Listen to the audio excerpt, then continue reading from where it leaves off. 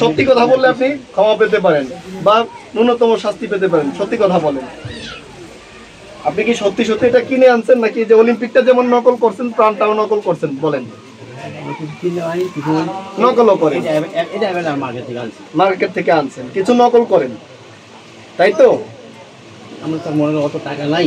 আচ্ছা, টাকা নাই, ঠিক আছে, ওটা ভিন্ন বিষয়। আপনি নকল করেন, আরেকজনের লঘু ব্যবহার করেন, এটা সত্য তো?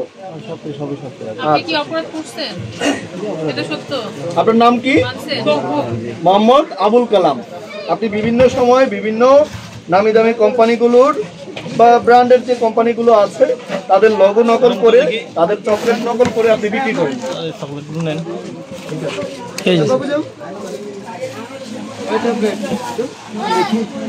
আমরা বাহিরে দাঁড়াই।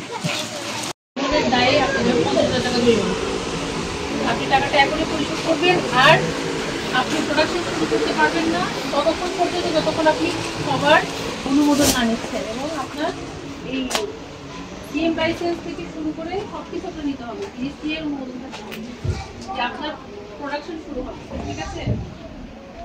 তার আগ পর্যন্ত আপনার প্রোডাকশন একদম বন্ধ। আমরা সাময়িক বন্ধ করে তালা মেরে দিই।